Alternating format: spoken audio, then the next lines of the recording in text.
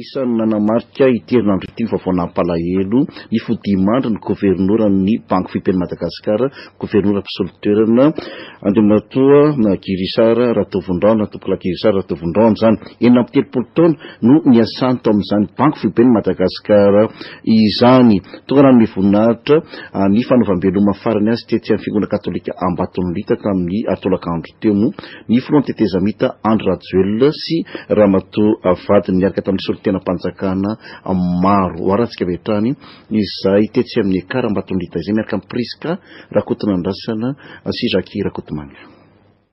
Ny alakamisy faha 12 ny volana Septambra teo dia notoloran'ny fanjakana malagasy ny mari-boninahitra grand officier de l'ordre national malagasy tompokla Guy Ratovondrahona, Governora mpisolo toerana tao amin'ny Banky Foiben'i Madagasikara rehefa nodimandry teo amin'ny 29 taonany.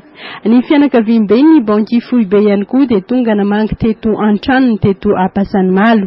Teto amin'ny EKAR Saint-Vincent de Paul Ambatonilita kosa no nanaovana veloma farany ny vata mangatsikany ka tonga nanome voninahitra ity olom-panjakana ambony ity ny filohan'ny tetezamita Andry Rajoelina sy ny vadiny. Tonga teto ihany koa ny Prime Ministre lehiben'ny gouvernement Jean-Mer Bereziky ary ireo olom-panjakana maro samihafa.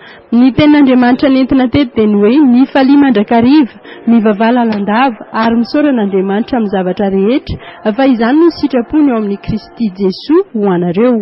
Atao aorian'ny fitaom-pivavahana dia nentina ho asitrika ny manjaka ilafy toerana misy ny fasandrazany i tompokla Guy Ratovondrahona.